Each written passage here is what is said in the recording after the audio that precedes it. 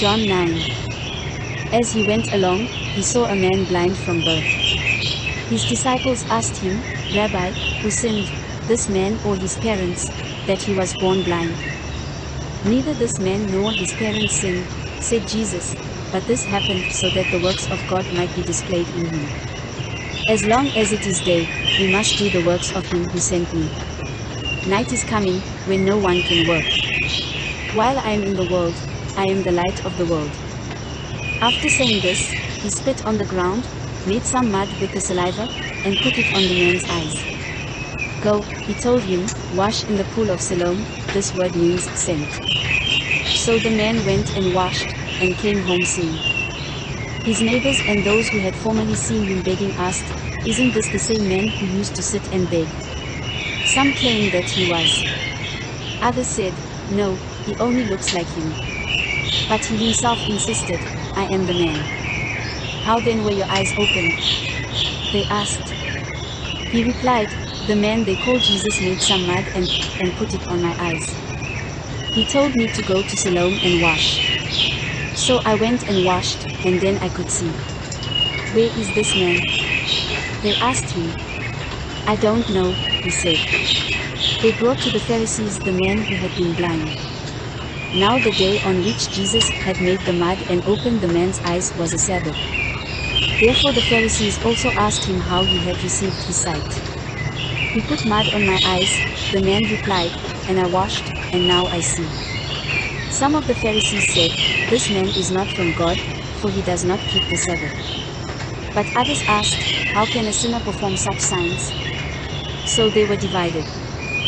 Then they turned again to the blind man. "What have you to say about him?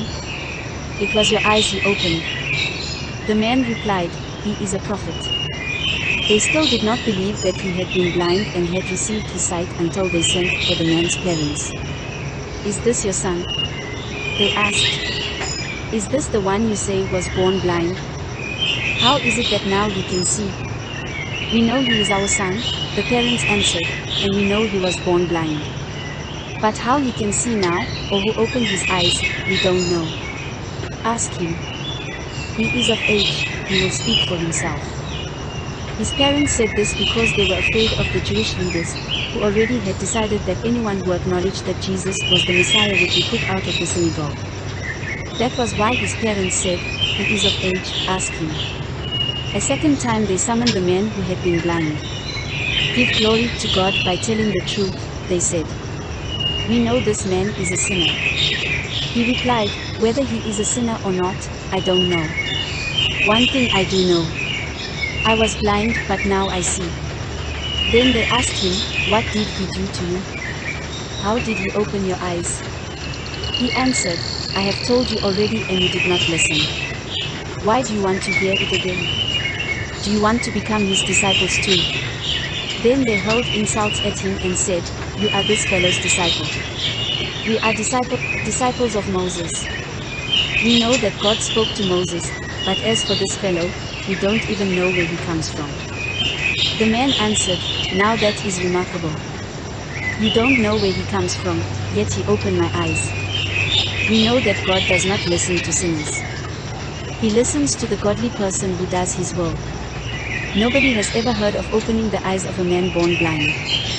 If this man were not from God, he could do nothing."